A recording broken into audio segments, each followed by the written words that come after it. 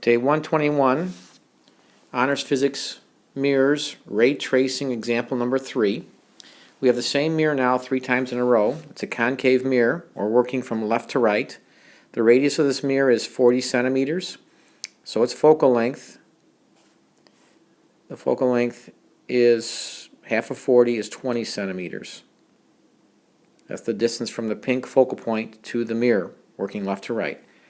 The object, we'll use a candle once again as an object. So this is supposed to be a flame up here. This candle gives off light.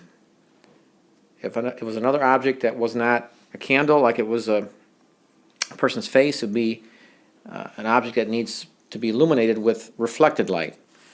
But if we look at the flame, once again, the top part of the candle, it gives off light in all directions. One of the rays of light comes in parallel, reflects through the focal point, like that. Another ray of light, the one that comes in through the focal point, would be very difficult to draw, so we're not going to do the second step of ray tracing, which is the opposite of the one I just drew. I'm going to go to step 3, the third type of ray, the ray that comes through the center of curvature. In other words, lines up the center of curvature, that comes to the mirror, hits the mirror, bounces back on top of itself. And what you're going to find is that these two reflected rays, and we could draw more, but these are the 2 special cases of the 3 that we typically draw. But in all cases, the rays that come in will bounce out parallel to each other. So what happens here is you get no image. There's no image.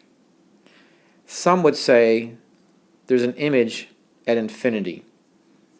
I don't prefer that answer, but you could put that as well, that the image is at infinity. One way to look at it was like this. If you take the equation once again, 1 over f equals 1 over p plus 1 over q.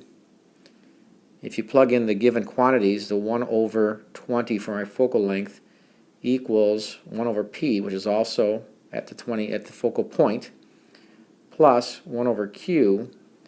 In order for this equation to be true, then q would have to equal infinity, so that 1 over q is essentially 0. In other words, the location of the image is at infinity. Q equals infinite. Either answer is valid. You can put either one.